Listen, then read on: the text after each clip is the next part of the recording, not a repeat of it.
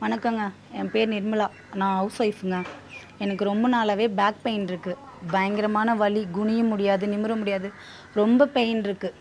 என்னால் ஒரு வேலை கூட செய்ய முடியாதுங்க. எங்கள் வீட்டில் நல்ல தண்ணி கூட இல்லைங்க. வெறும் போர் தண்ணி தான். நல்ல தண்ணி எடுக்கணும்னா நான் ரொம்ப தூரம் போய் தான் எடுத்துகிட்டு வரணும். தண்ணி எடுத்துகிட்டு அங்கேயும் போய் இங்கேயும் வந்து வீட்டில் வேலையை செஞ்சு என்னால் ஒன்றுமே செய்ய முடியாத அளவுக்கு ரொம்ப கஷ்டம். பசங்க பார்த்திங்கன்னா சின்ன பசங்க தான், ஸ்கூலுக்கு போயிடுவாங்க. இந்த இடுப்பு வலியால் என்னால் எந்த வேலையுமே செய்ய முடியாமல் இருந்தது. ஊர்லேருந்து எங்கள் நாத்தனார் பொண்ணு வந்தா. என்னன்னு கேட்கும்போது அப்போ நான் என்னோடய பிரச்சனையை சொன்னேன். அதுக்கு அவள் சொன்னால், திருச்சியில் கேரளா ஆயுர்வேத ஹாஸ்பிட்டல் இருக்குது, அங்கே போனால் எல்லாமே கிளியர் ஆயிரும், உனக்கு நல்ல ட்ரீட்மெண்ட் எடுக்கிறாங்க அப்படின்னு சொல்லி சொன்னான். அங்கே போனோம். அங்கே போன வந்து பார்த்திங்கன்னா என்னோட உடம்பு பிரச்சனை எல்லாத்தையுமே நான் சொல்லிட்டேன். அதுக்கு அவங்க 3 மாதம் எனக்கு மாத்திரை கொடுத்தாங்க.